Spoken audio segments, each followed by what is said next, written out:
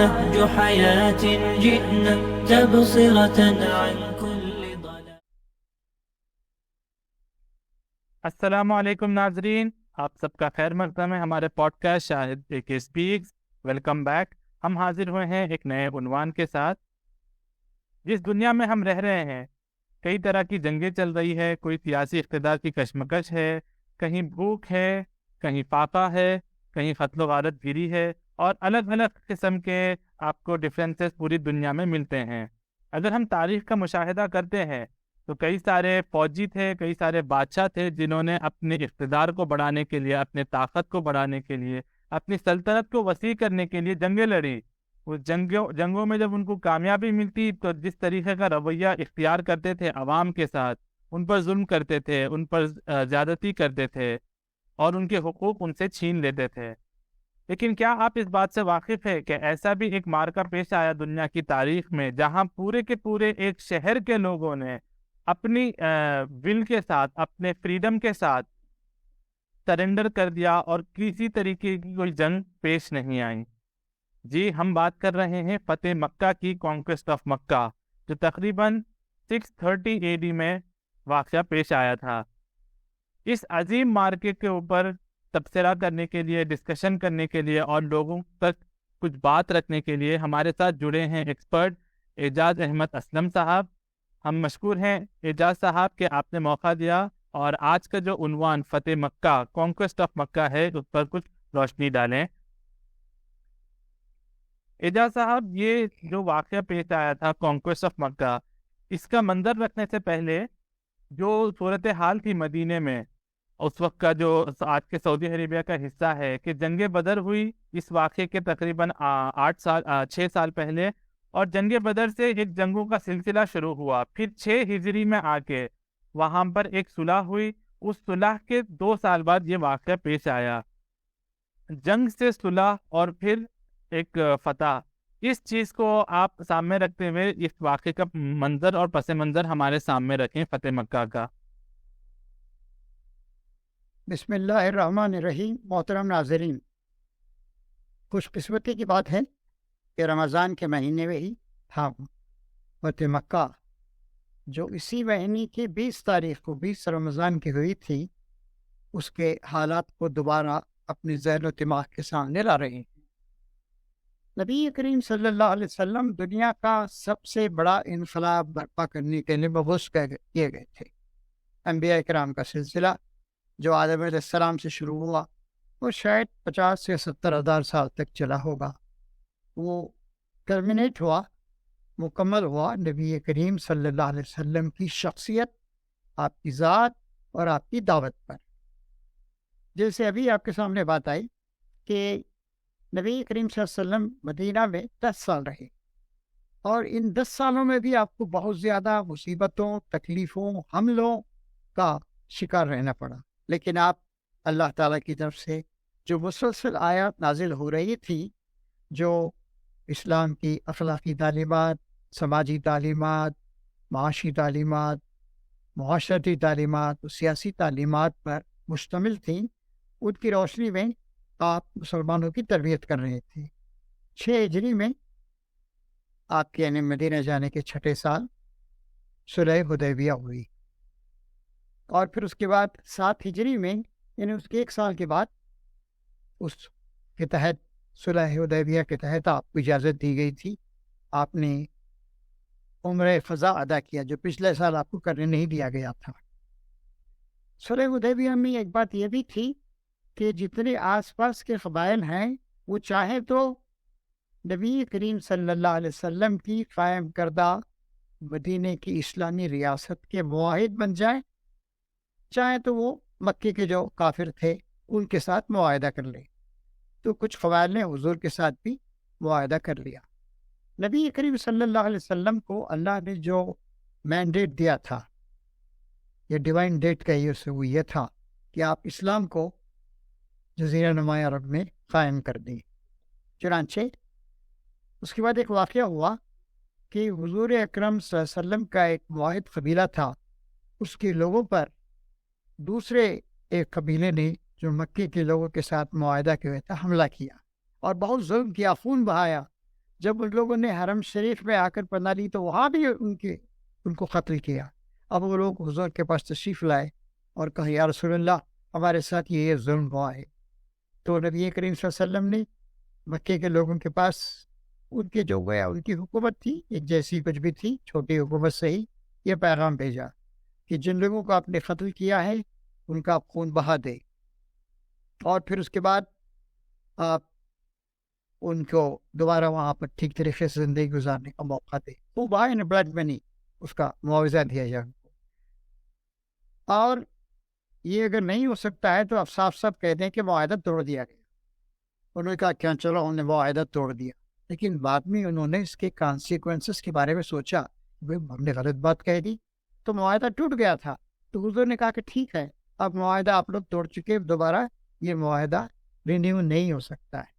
اور نبی کریم صلی اللہ علیہ وسلم نے مکے کو فتح کرنے کی تیاری شروع کر دی۔ بہت سیکرٹ رکھا آپ نے اس کو، کیونکہ اگر پہلے ہی سے معلوم ہو جاتا ان کو اور وہ بھی تیاری کر لیتے تو خامخواہ انسانی جانوں کا ضیاع ہوتا، بربادی ہوتی۔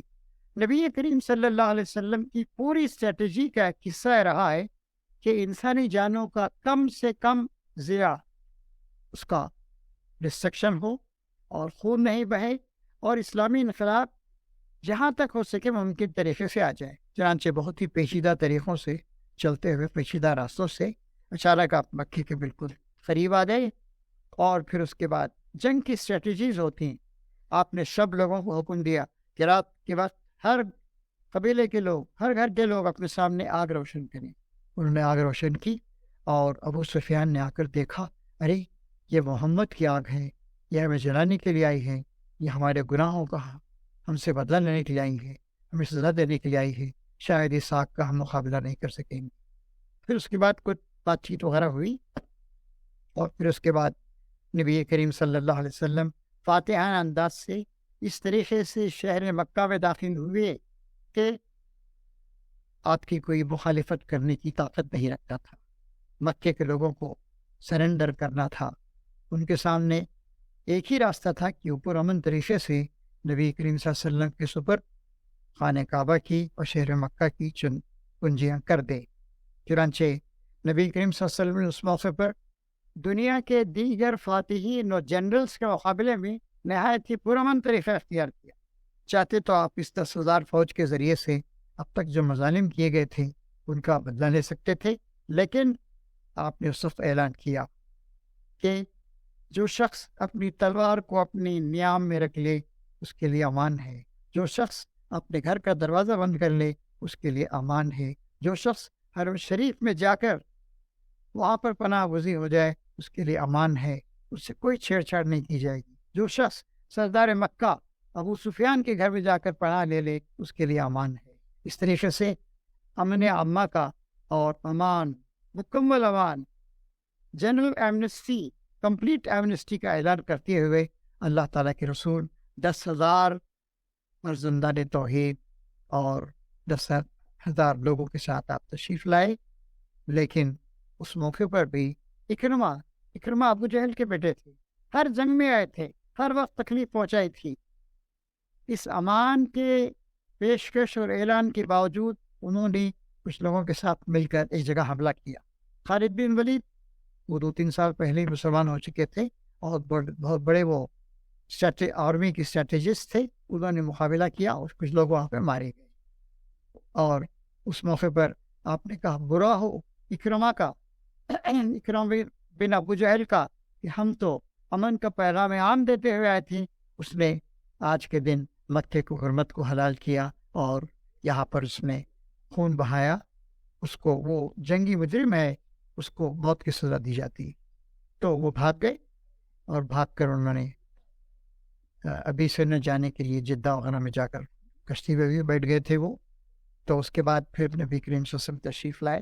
اب صورتحال یہ تھی کہ حضور اس طریقے سے داخل ہوئے، اونٹنی پر سوار تھے، آپ اونٹنی پر سوار تھے اور آپ کے ساتھ کوئی بڑی شخصیت حضرت ابو بکر، حضرت عمر، ایسی کوئی شخصیت نہیں تھی۔ اسامہ بن زید حضور کے منہ بولے بیٹے تھے اور آپ کے آزاد کردہ غلام تھے، ان کے صاحبزادے جوان تھے، اس وقت 20-25 سال کے رہے ہوں گے، وہ آپ کے ساتھ بیٹھے ہوئے تھے۔ اور نبی کریم صلی اللہ علیہ وسلم بالکل گھوڑے پر بھی آپ سوار ہو سکتے تھے، لیکن نہیں، اپنے فخر و غرور کو، مباحات کو اور اپنے آپ کو اسرٹ کرنے، اپنی شخصیت کو نمایاں کرنے کی کوشش نہیں کی. آپ بالکل اونٹ کی پیٹھ پر جھکے ہوئے تھے اور اللہ تعالیٰ کی حمد و ثنا بیان کر رہے تھے اور کہہ رہے تھے کہ ساری تعریف اللہ وحدہ لا شریک کے لیے ہے. اس نے اپنے بندے کی مدد کی، اپنے آپ کو بندے کے حصے سے حضور پیش کر رہے تھے. اس نے اپنا وعدہ سچا کر دکھایا فتح عطا فرمانے کا، اور اس ایک اکیلے نے سارے مخالف لشکروں کو شکست دے دی. اس طریقے سے آتا ہے. ایک اور واقعی واقعات ہوئی. ایک واقعہ قابل ذکر ہے کہ حضرت سعد بن عبادہ، وہ مدینے کے ایک سردار تھے، انہی کے ہاتھ میں فوج کا جھنڈا تھا. انہوں نے کہا آج مکے کی حرمت کو حلال کیا جائے گا، آج یہاں خون بہایا جائے گا، اور یوم البلحما، بلیڈ کا دن ہے. حضور نے کہا کہ تم نے بڑی غلط بات کہی، نہیں، ہم یہاں قتل و خون کرنے کے لیے، کچھ تو خون کرنے کے لیے نہیں آئے ہیں، ہم یہاں امن کو واپس لانے کے لیے، اللہ وحدہ کی طرف لوگوں کو بلانے کے لیے آئے. جھنڈا ان سے لے لیا گیا.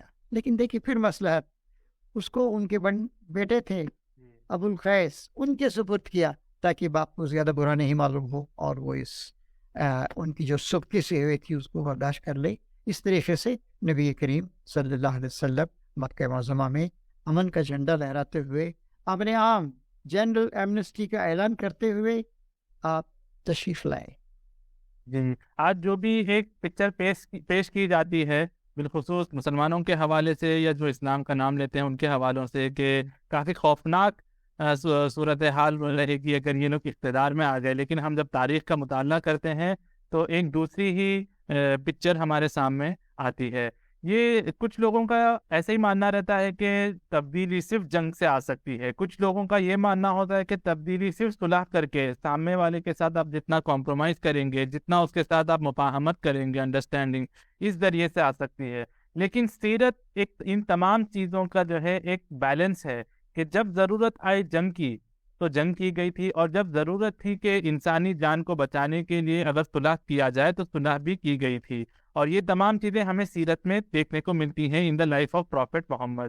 اعجاز اسلم صاحب، اسی واقعے کے حوالے سے ایک سوال یہ بھی اٹھتا ہے کہ قرآن جب ہم پڑھتے ہیں تو سورہ فتح کی آیت جو شروع ہوتی ہے، انا فتحنا لک فتحا مبینا، کئی سارے مارکے حضور کے دور میں پیش آئے. جنگ بدر تھا جو بہت کروشل مارکا تھا، جنگ احد تھا، اور فتح مکہ میں تو فتح مل گئی تھی، کھلی فتح تھی.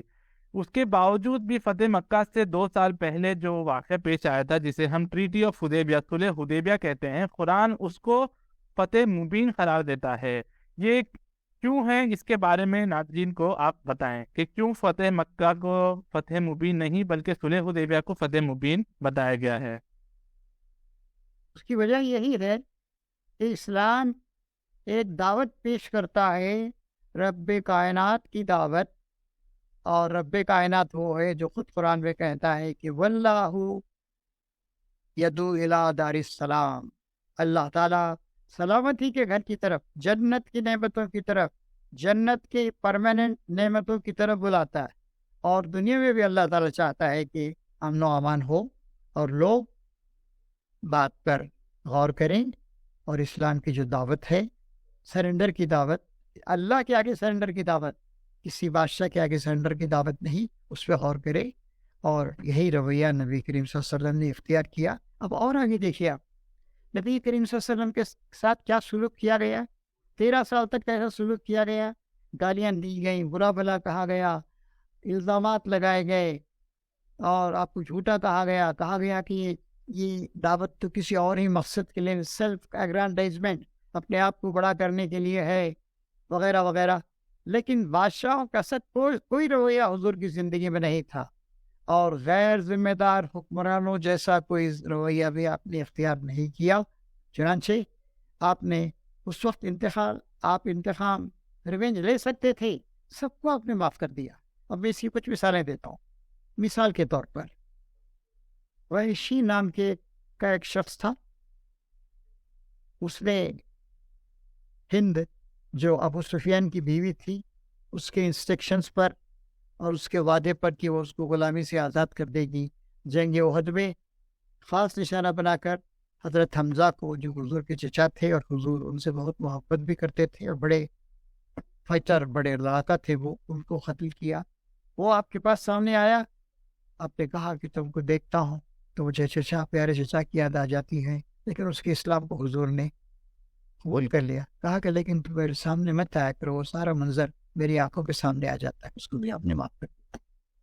ہند جو ابو سفیان کی بیوی تھی، بہت اسلام کی شدید مخالف تھی، جنگ بدر میں بھی آئی تھی اور جنگ احد میں بھی آئی تھی اور بہت اسلام کو نقصان انہیں پہنچایا. وہ بھی اسلام قبول کرنے کے لیے آئی. اب دیکھیے کیا رویہ اختیار کیا. اپنے آپ کو چھپانے کے لیے نقاب ڈال کر آئی تھی.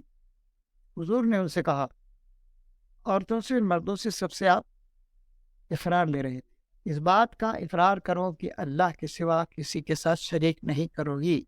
کہا کہ آپ نے مردوں سے نہیں لیا، ہم سے لیتے ہیں. ٹھیک ہے، ہمیں منظور ہے. پھر حضور نے کہا کہ اس بات کا اقرار کرو کہ چوری نہیں کرو گی. اس نے کہا چوری تو میں نہیں کرتی ہوں، لیکن میرے شوہر ابو سفیان ذرا کنجوس آدمی ہیں، ان کی اجازت میں ان کا مان لے لیتی ہوں، پتہ نہیں چوری ہے کیا ہے. اچھا، تو حضور کو معلوم ہوا کہ ہند ہے ابو سفیان کی بیوی. تیسری بات آپ نے کہی، اس بات کا اقرار کرو کہ زنا نہیں کرو گی. زنا قریش کی کوئی شریف عورت یہ کام نہیں کرتی، یعنی اقرار کیا جا رہا. چوتھی بات آپ نے کہی، اس بات پہ اقرار کرو کہ اولاد کو قتل نہیں کرو گی. اس نے کہا ہم تو عورتیں ہیں، مائیں ہیں، بچوں کو جنم دیا تھا، خون جگر پہ پلا کر پال پوس کے جوان کیا. یہ آپ تھے جنہوں نے بدر میں احد کی جنگوں میں ان کو کٹوا دیا. آپ جانے اور خدا جانے. اس کے باوجود نبی کریم صلی اللہ علیہ وسلم جو ہے آپ بہت ہی ان کی اس ایکسیپٹنس اسلام کو حضور نے ایکسیپٹ کر لیا. اس کے بعد حضرت ہندا کے دماغ میں ایک تبدیلی پیدا ہوئی. انہوں نے کہا خدا کی قسم آج تک آپ کا چہرہ میرے لیے سب سے زیادہ ناپسندیدہ چہرہ تھا، لیکن خدا کی قسم آپ کے اخلاقی قابلہ، آپ کے حسن سلوک اور آپ کی عفو درگزر کی وجہ سے میں بدل گئے ہوں. آج کے بعد آپ سے زیادہ کوئی چہرہ مجھے محبوب نہیں ہوگا. اسی طریقے سے اکرامہ بھی بعد میں آئے، کچھ عرصے کے بعد، چند دنوں کے بعد آ گئے. ہو ان کی بیوی انہوں نے بڑی گڑبڑی کی تھی اور مکے کے اس موقع پر بھی حملہ کیا تھا، لیکن ان کی بیوی سمجھا بجا کر ان کو لے کر آئیں. اور جب وہ آئے تو حضور نے کہا دیکھو اکرامہ آ رہا ہے، ابو جہل کا بیٹا. اس کے سامنے اس کے باپ کو کچھ نہ کہنا ابو جہل کو، کیونکہ زندوں کو غیر اس طرح کی کچھ بات، مردوں کو کچھ باتیں کہیں تو زندوں کو تکلیف پہنچ سکتی. اور جب اکرامہ آئے تو جنہوں نے اتنا نقصان پہنچایا تھا، حضور اکرم صلی اللہ علیہ وسلم چھلانگ لگا کے اٹھے اور آپ کی چادر آپ کے کندھوں سے گر گئی اور آپ نے کہا مرحبا یا مرکب المہاجر، اے سوار جو سواری کر کے آیا ہوا ہے، تیرا استقبال ہے. اور گلے سے لگا دیا ان کو. اور جب گلے سے لگ گئے تو اس وقت مصرع یاد آتے، جب گلے سے لگ گئے سارا گلا جاتا، معاف کر دیا حضور نے اور کہا یا رسول اللہ مجھے معافی عطا فرمائی. انہوں نے کہا آج معافی کا دن ہے، آج وفا کا دن ہے، آج نیکی کا دن ہے. آپ نے ان کو بھی معاف کر دیا. حالانکہ چند دن پہلے اعلان ہوا تھا کہ اکرامہ نے حملہ کیا ہے اور ایمنسٹی کو توڑا ہے، اس کو ہرگز معاف نہیں کیا جائے گا. ایک اور صاحب تھے عبداللہ بن ابی سرح، کچھ دن رسول اللہ کے کاتب وحی ہونے کا کام بھی ان کو ملا تھا. وہ بعد میں باغی ہو گئے، مفادات وغیرہ کچھ تھے. اس کے بعد وہ کہنا شروع کیا، مذاق اڑانا شروع کیا، وہی تو میرے نام سے آتی تھی، محمد اپنے نام سے لکھوا لیا کرتے تھے. بہت بڑی گستاخی کی بات، یہ بہت بڑا ایک بہت ہی اللہ اور اللہ کے رسول کو مذاق اڑانا ناقابل معافی جرم ہے. ان کو بھی رسول اللہ نے معاف کر دیا. اس کے بعد ایک اچھے مسلمان بن گئے. تو اس طریقے سے نبی کریم صلی اللہ علیہ وسلم سب کو ایک اور شوق تھا، حبار بن الاسود. نبی کریم صلی اللہ علیہ وسلم کے مدینہ تشریف لے جانے کے بعد، ہجرت کے بعد، آپ کی صاحبزادی زینب مکے میں ہی رہ گئی تھی. کچھ عرصے کے بعد وہ وہاں سے روانہ ہوئی اور ان کے دیور اور کچھ لوگ انہیں رخصت کرنے کے لیے آئے ہوئے تھے. حبار بن الاسود آئے، او محمد کی بیٹی جا رہی ہے، یہاں سے زندہ بچ کر نہیں جا سکتی. اس نے تیر چلایا، تیر انہیں لگا اور وہ اوپر سے گر گئی. اس وقت حاملہ تھی، ان کا حمل بھی ضائع ہو گیا. اور پھر کچھ عرصے کے بعد وہ کسی طریقے سے مدینہ پہنچی اور اسی بیماری میں ان کا انتقال ہو گیا۔ حبار بن الاسود آیا تھا، حضور کو پرسنل نقصان پہنچایا تھا، اور ان کی صاحبزادی کا قاتل تھا وہ، اس کو بھی اپنے معاف کر دیا۔ نبی کریم صلی اللہ علیہ وسلم کی یہ خصوصیت تھی کہ کسی نے ان کو ذاتی طور پر کوئی زد پہنچائی، کوئی تکلیف دی، تو آپ نے اس کو معافی کر دیا۔ البتہ کوئی خدا کا حکم توڑا، کسی اور کو قتل کیا، تو اس کو آپ نے سزا دی تھی۔ تو یہ تھا نبی کریم صلی اللہ علیہ وسلم کا رویہ، اور اسی رویے سے آپ رحمت للعالمین کہلاتے ہیں۔ بلکہ اللہ نے خود کہا وما ارسلناک الا رحمتا للعالمین، ہم نے آپ کو دنیا جہان کے لوگوں کے لیے رحمت بنا کر بھیجا ہے۔ ابھی میں جولیس سیزر کی تاریخ پڑھ رہا تھا 2-3 دن پہلے ہی۔ جولیس سیزر ایک بہت بڑا وہ بادشاہ تھا، ڈکٹیٹر کا لفظ استعمال کرتے تھے وہ لوگ، ڈائریکٹر ہے ڈکٹیٹر۔ یہ ہے تقریباً 53 عیسوی کی بات، جب اس نے گول، فرانس اس زمانے میں گول کہلاتا، اس کو فتح کیا، تو بڑے پیمانے پر فتح کیا۔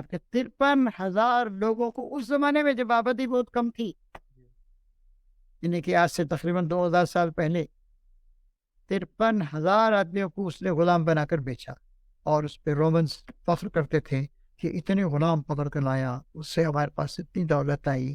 تو نبی کریم صلی اللہ علیہ وسلم کا رویہ، چونکہ اسلام ایک علم حق کی طرف دعوت، اللہ کی طرف دعوت، امن کا پیغام ہے، امن عامہ کا پیغام، کہ راستے محفوظ ہو جائیں گے، جنگی موقوف ہو جائیں گی، تجارت کو بڑھاوا ملے گا، لوگ کھیتی باڑی کر سکیں گے، لوگ امن و سکون کے ساتھ رہ سکیں گے۔ اس لیے اسلام کو جنگ کرنے کی ضرورت ہی نہیں ہے، اور نبی کریم صلی اللہ علیہ وسلم کی پوری زندگی وہ اس کی ایک ہے۔ اب میں نے ابھی آپ سے کہا کہ اس زمانے میں غلامی عام تھی، حضور سے تقریباً 600 سال پہلے کا واقعہ ہے وہ، جو فرانس پہ حملہ کر کے اس کو زیر کیا تھا جولیس سیزر نے، اور 53,000 افراد کو۔ ایک واقعہ پیش آیا مکے کی ایک چند دنوں کے بعد، 1-2 ہفتوں کے بعد، بنو حوازن سے جنگ ہوئی اور وہ ہار گئے، انہوں نے سرنڈر کیا، ان کے 6,000 لوگوں کو غلام بنا لیا گیا۔ اس زمانے کا رواج تھا کہ یا تو جرمانہ دو، یا ایکسچینج کرنا ہے تو ایکسچینج، اور ایکسچینج کے لیے کوئی غلام ادھر کے نہیں تھے۔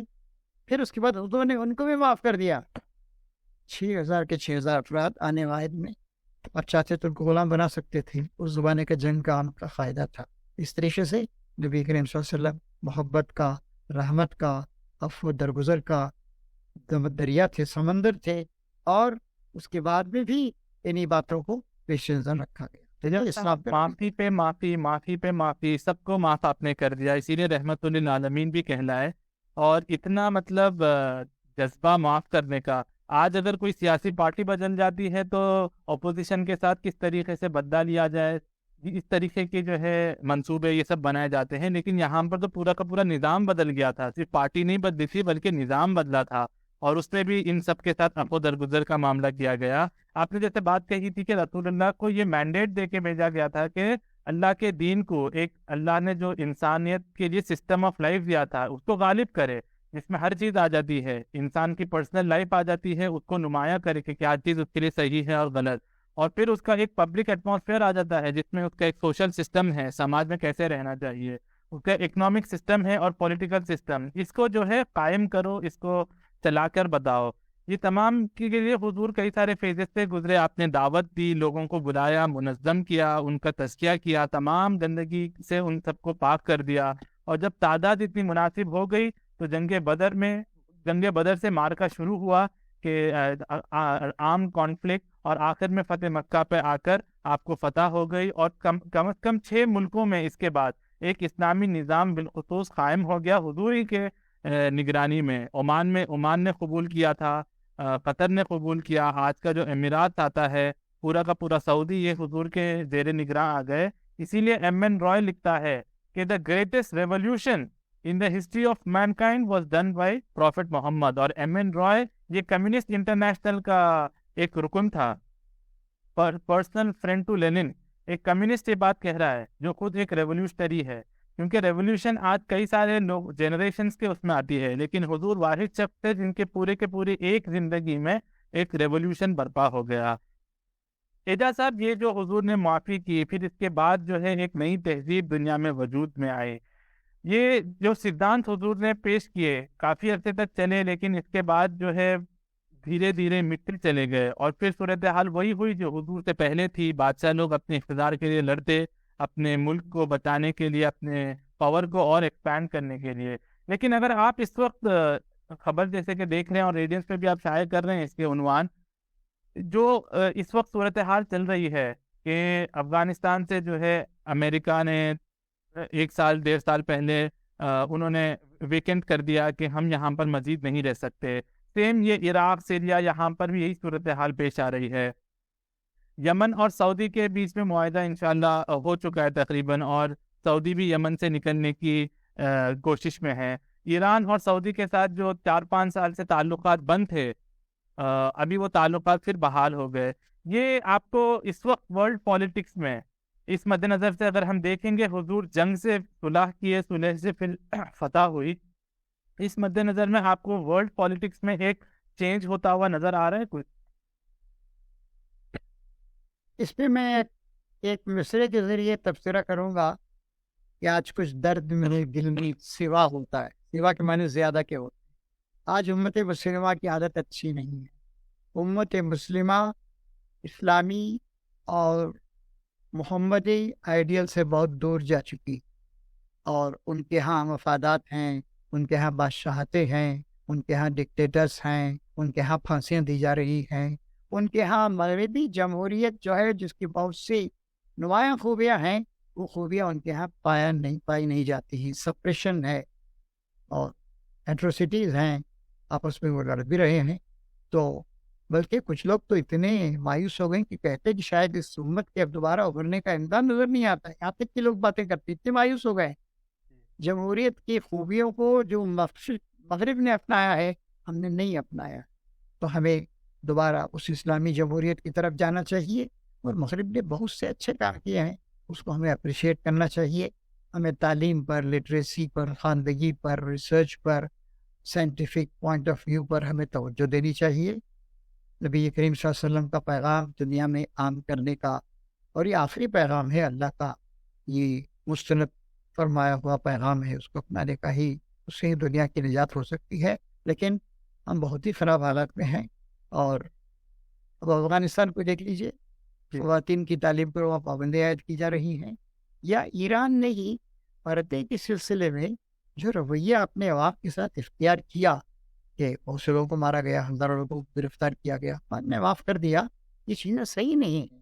لوگوں کو پہلے ذہنی طور پر، علمی طور پر تیار کرنا چاہیے اسلام کے احکام کو سمجھنے کے لیے، اپنانے کے لیے، اور فراغ دلی کے ساتھ کام لینا چاہیے، ہے نا۔ آپ نے جیسے، آپ کو میں ایک بات یاد دلاؤں کہ حضرت عمر کے زمانے میں ایک بار فات آیا، ایک طرف تو انہوں نے ایسے میجرز اختیار کیے ریلیف کے، یعنی مصر سے غلہ بھیجا، اپنے مصر سے 1 مہینے میں غلہ آتا تھا، اور اسے مورخین کہتے ہیں کہ پہلا اونٹ یہاں پہنچا حجاز میں تو آخری اونٹ وہاں سے نکل رہا تھا۔ اس زمانے میں آپ نے چوری پر ہاتھ کاٹنے کی سزا کو سسپینڈ کر دیا۔ میں اس وقت ہیڈ آف دی اسٹیٹ ہوں، میری یہ ذمہ داری ہے کہ لوگوں کو میں کھانا وغیرہ فراہم کروں، میں کر نہیں سکتا ہوں، اس لیے اس سزا کو میں نے تھوڑے دنوں کے لیے سسپینڈ کر دیا ہے۔ اس وقت آپ نے گھی وغیرہ اس طرح کی چیزیں کھانا چھوڑ دیا آپ نے، ہیڈ آف دی اسٹیٹ ہونے کی وجہ سے۔ تو اس طرح کے طریقے ہم کو اختیار کرنے چاہیے۔ ہماری امیج بھی اچھی نہیں ہے، ہمارا عمل بھی اچھا نہیں ہے، اور ہم بہت سارے غلط کام کر رہے ہیں، اور جمہوریت سے فائدہ اٹھانا ہم نے سیکھا ہی نہیں ہے۔ آج مواصلات، کمیونیکیشن بہت ڈیولپ ہو گئے ہیں، اس کے ذریعے سے فائدہ۔ اب میں آپ سے ایک بات کر رہا ہوں، اس ہمارے سعید علی خان صاحب کے اس پوڈ کاسٹ کے ذریعے سے ہزاروں افراد تک یہ بات پہنچ سکتی ہے، اور ہزاروں لاکھوں اس وقت یہ آلٹرنیٹ میڈیا کی اس طرح کے چھوٹے بڑے ادارے کام کر رہے ہیں۔ ان سب چیزوں سے ہم کو فائدہ اٹھانا چاہیے، اپنے عمل کی اصلاح کرنی چاہیے، تب لوگ ہماری طرف متوجہ ہوں گے کہ بھائی یہ انسانیت کے خیر خواہ ہیں، یہ اپنی بڑائی نہیں چاہتے ہیں، یہ انسانوں کی بھلائی چاہتے ہیں۔ اس کے لیے ہمیں زیادہ سے زیادہ کام کرنا چاہیے۔ بالکل، کافی ایک اچھے انداز میں، بہت ہی مختصر سے وقت میں آپ نے فتح مکہ کی تاریخ اور آج سے اس کا ریلیونس کیا ہے، اس کو آپ نے ناظرین کے سامنے بہت خوبصورتی سے پیش کیا اعجاز صاحب۔ آخر میں یہی کامن سوال کے ساتھ ہی اس پوڈ کاسٹ کو کلوز کرنا چاہ رہا ہوں کہ یہ چیز تو حضور کے زمانے میں ہو گئی، کیا آج واپس دوبارہ سے دنیا میں جو ہے واپس اس طریقے سے لوگوں کے دل کو فتح کر کے واپس ایک کچھ نیا نظام دنیا میں لایا جا سکتا ہے؟ اس سوال کے ساتھ ہم پوڈ کاسٹ کو ختم کرتے ہیں اعجاز صاحب۔ اقبال نے کہا تھا آج بھی ہو جو براہین کا ایماں پیدا، آگ کر سکتی ہے انداز گلستاں پیدا۔ تو آج بھی انسانیت تڑپ رہی ہے، سرمایہ داری کا شکار ہے۔ آج دیکھیں دنیا میں بڑے بڑے پیسہ کمانے کے پورنوگرافی ایک بہت بڑی چیز ہے، عورتوں مردوں کو فحاشی کے لیے آزاد کر دیا جائے بہت بڑی چیز ہے۔ ابھی ایک امریکن سینیٹر کا میں یہ سن رہا تھا، اس نے کہا کہ آج آپ اس کا ذکر کرتے ہیں کہ 3000 افراد کو 9/11 میں مار دیا گیا وہاں پر نیو یارک میں، لیکن کتنی عورتیں ہیں جو روزانہ قتل عام کر رہی ہیں؟ ہزاروں لاکھوں کروڑوں لوگ ہندوستان میں 1 کروڑ 2 کروڑ حمل گرائے جاتے ہیں، بچے پیدا ہونے والے تھے۔ آپ ان کے عمل کو روک سکتے تھے، یہ تو ہو سکتا ہے، لیکن حمل جب قائم ہو گیا، بچہ جب ماں کے پیٹ میں آیا تو اس کے بعد اس کے ٹکڑے ٹکڑے کیے گئے، اسے مارا گیا۔ تو وہ مائیں جو اپنے پیٹ کے بچے کو ٹکڑے ٹکڑے کر کے مار دیتی ہیں، وہ انسانیت کی محبت کی آگے تو کیا سمجھیں گے؟ اس طرح کے بہت سارے واقعات ہو رہے ہیں، پورنوگرافی کے ذریعے، غیر ضروری میڈیسنس کے ذریعے طرح طرح سے لوگوں کا استحصال ایکسپلائٹیشن ہو رہا ہے۔ تو ضرورت اس بات کی ہے کہ ہم اچھے انسانوں کے ساتھ، انسانیت کے درد کے ساتھ مل کر، اور اپنے ملکوں میں 58 ممالک اللہ نے آپ کو دیے ہیں، یونائٹڈ نیشنز اقوام متحدہ کے تقریباً 190 یا 200 کے قریب چھوٹے بڑے ممالک ہیں جن میں آپ اسلامی تعلیمات پر عمل کر سکتے ہیں، کوئی آپ کو روک نہیں رہا ہے، اور ہم محبت کا طریقہ اختیار کر سکتے ہیں، خدمت خلق کے کام کر سکتے ہیں۔ تو آج ہم یہ کام کریں تو انشاءاللہ پھر وہ دور رحمت دوبارہ دنیا میں آ سکتا ہے۔ تو عمل سے زندگی بنتی ہے، جنت بھی جہنم بھی، یہ فاقی اپنی فطرت میں نہ نوری ہے نہ نوری ہے، عمل کی ضرورت ہے، اور عمل سے ہی دنیا میں وہ تبدیلی آ سکتی ہے۔ بالکل، کی محمد سے وفا تو نے تو ہم تیرے ہیں، یہ جہاں چیز ہے کیا لوح و قلم تیرے ہیں۔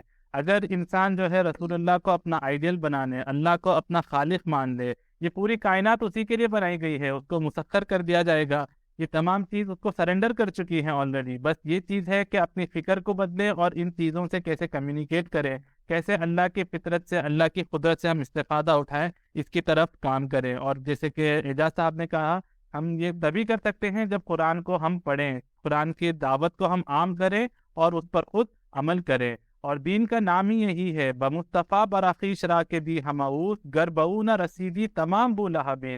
دین کا نام ہی ہے کہ حضور تک اپنے آپ کو پہنچا دو، حضور کی سنت تک، حضور کی سیرت تک۔ قرآن جو ایک تھیوری ہے، حضور کی زندگی اس کا ایک پریکٹیکل نمونہ ہے۔ اگر ہم انشاءاللہ اللہ کے تعلیمات پر دوبارہ عمل کریں، آج جو کچھ واقعات پیش آ رہے ہیں اس سے جو ہے ہٹ کر، جس طریقے سے حضور کی کوشش سے فتح مکہ ہوا اور لوگوں کی زندگی بدل گئی، ان کی شب روز بدل گئی، آج بھی دوبارہ یہ چیز ہو سکتی تھی۔ اعجاز اسلم احمد صاحب، ہم آپ کے مشکور ہیں کہ آپ نے موقع دیا اور اس عنوان کانکویسٹ آف مکہ، فتح مکہ کے اوپر آپ نے روشنی ڈالی۔ انشاءاللہ ناظرین ان تمام چیزوں سے زیادہ استفادہ اٹھانے کی کوشش کرے گی۔ ہم پھر اب حاضر ہوں گے بہت جلد ایک نئے عنوان کے ساتھ، تب تک کے لیے آپ کے میزبان شاہد علی خان کو اجازت دیں۔ السلام علیکم ورحمۃ اللہ وبرکاتہ۔ جزاک اللہ، خدا حافظ، فی امان اللہ۔ حياة جئنا تبصرة عن كل ضلال، أعددنا بضع رسالات تحمل نورا للأجيال، ولكي لا ننطفئ هلم كي نحيي